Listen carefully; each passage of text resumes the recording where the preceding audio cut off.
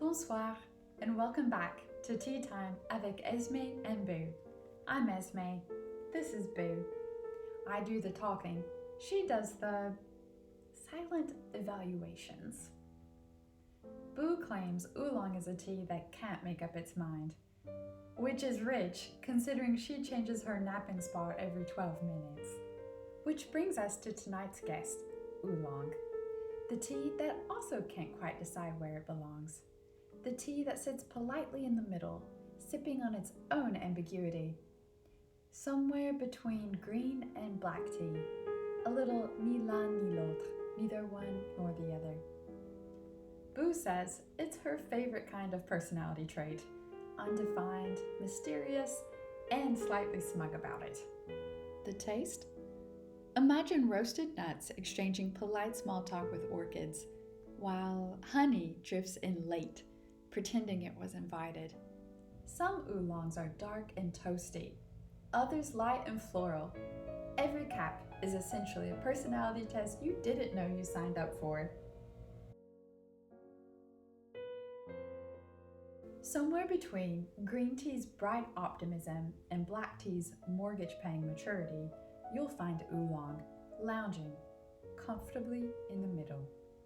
Boo insists Oolong is indecisive, which, coming from someone who meows until a door is opened only to refuse to walk through, is ironic. So yes, Oolong is basically a personality test in a cup, and like all good tests, it comes with a backstory. Oolong's name comes from the Chinese words for black dragon, which sounds ferocious until you realize it's tea leaves. Still, pretty metal for something served in delicate porcelain cups. One legend says it was discovered when a distracted farmer chased a deer, forgot his harvest, and came back to find the leaves half oxidized. And instead of panicking, he thought, new tea. Which means Oolong is living proof that procrastination sometimes pays off. In Taiwan and Fujian, Oolong making is practically an art form. The leaves can lean greener or darker depending on oxidation and roast. Some of the finest are even rolled into tiny pearls that slowly unfurl in hot water. A miniature performance in your cup.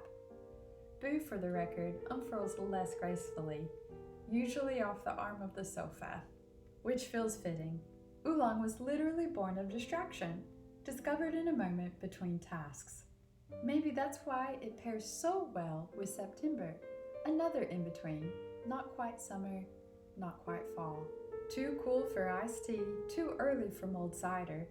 September is basically the Cardigan of months. And Oolong, naturally, is the Cardigan of teas. The weather can't make up its mind, and Oolong says same. Which makes me wonder, do you savor transitions, or do you rush through them just to get to the real part? I'll pin this question in the comments. Boo and I would love to hear your thoughts. Boo insists transitions are only useful if they involve food, preferably hers. Now it's time for tonight's viewer question. Tonight's question comes from Jess in Japan. It says here, Jess is multilingual, plays cello beautifully, and is studying to be a court reporter. Jess asks, how do you stay balanced when everything feels transitional? A very Oolong kind of question, Jess. The short answer? I don't. But Oolong does. It's the tea version of saying, why not both? Somehow soothing and energizing at the same time. Balance doesn't always mean walking a tightrope without wobbling. Sometimes it's more like keeping your footing while the ground shifts, a little messy, but still moving forward. Oolong doesn't fight its contradictions, it makes them part of the flavor. So maybe balance isn't about staying perfectly still. Maybe it's about swaying without toppling, like a cello string finding its note. Or like Boo pretending she isn't asleep while very clearly sitting upright in a dream. So thank you, Jess. And thank you, Oolong, for reminding us balance doesn't always mean stillness. Let's close with a cap. This has been Tea Time with Esme and Boo. Remember, the tea is temporary, but the balance is forever.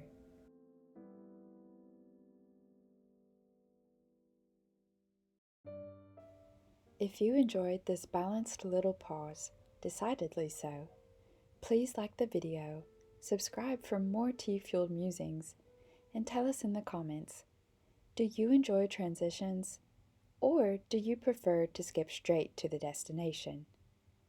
Boo says she only enjoys transitions if they lead to snacks.